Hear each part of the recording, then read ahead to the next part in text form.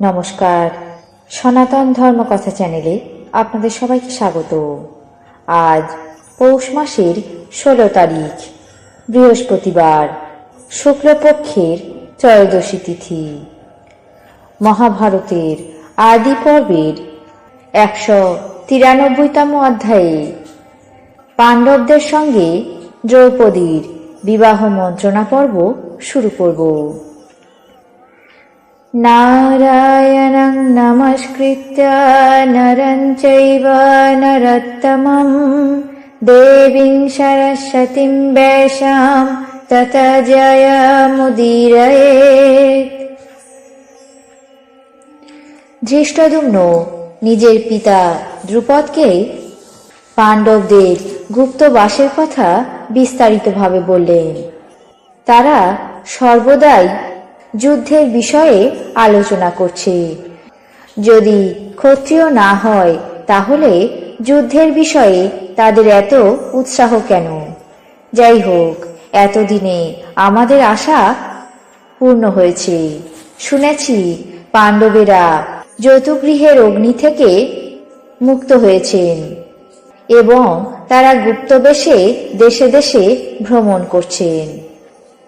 তখন দ্রুপদরাজ আনন্দিত মনে পুরোহিতকে আহ্বান করে বললেন, হে ব্রাহ্মণ, আপনি সেই ব্রাহ্মণের কর্মশালায় যান এবং সেই লক্ষ্যভেদকারী বীর পুরুষের পরিচয় জিজ্ঞাসা করুন। পুরোহিত রাজা দ্রুপদের আদেশ অনুযায়ী সেই ব্রাহ্মণের গৃহে উপস্থিত হয়ে তাদেরকে ভুরি ভুরি প্রশংসা করে রাজার সমস্ত কথা বলতে লাগলেন। দ্রুপদরাজ আপনাদেরকে জানিয়েছেন যে তিনি সেই বীর পুরুষকে দেখে খুবই আনন্দিত হয়েছেন এবং আপনারা রাজা দ্রুপদের আত্মীয় হয়ে এখন থেকে আনন্দ উপভোগ করুন। রাজা পাণ্ডু দ্রুপদের প্রিয় সখা ছিলেন। তার জন্য তার একান্ত মনের বাসনা ছিল যে তিনি তার একমাত্র কন্যার কোনো এক কৌরবকে দান করবেন।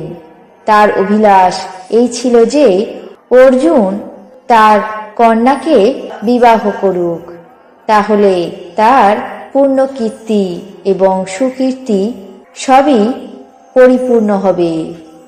পুরোহিতের সমস্ত কথা শুনে যুধিষ্ঠির অতি বিনীতভাবে তাকে দেখিয়ে ভীমকে বললেন, এই ব্রাহ্মণের পাদ্য অর্ঘ্য প্রদান করো। ইনি দ্রুপদরাজের অতীব মান্য পুরোহিত, একে পূজা করা কর্তব্য। ভীম তখন যুধিষ্ঠিরের নির্দেশ অনুসারে ব্রাহ্মণকে পাদ্য অর্ঘ্য দিয়ে পূজা করে আসনে বসালেন। যুধিষ্ঠির বললেন, পাঞ্চালরাজ দ্রুপদ যেমন নিষ্কাম হয়ে ধর্মপথে দৃষ্টি রেখে কন্যাকে দান করেছেন, তেমন কাজও করেছেন।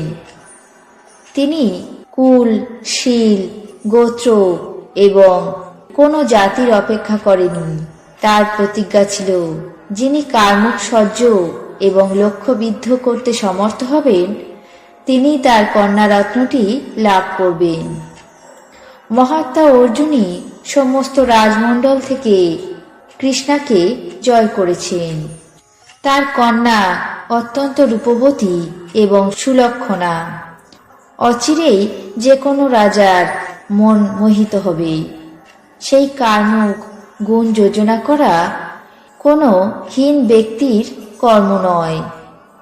নিজ কুলজাতি ব্যক্তি কোনো ক্রমেই সেই দুর্ভেদ্য লক্ষ্য ভেদ করতে পারে না।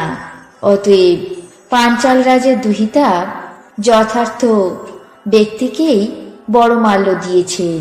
তার জন্য পরিতাপ করবার আবশ্যকতা নেই। যুধিষ্ঠির পুরোহিতের সামনে এই সমস্ত কথা বলছেন। এমন সময় রাজার পাঠানো আরো এক ব্যক্তি ভোজ্য নিবেদন করার জন্য উপস্থিত হলেন।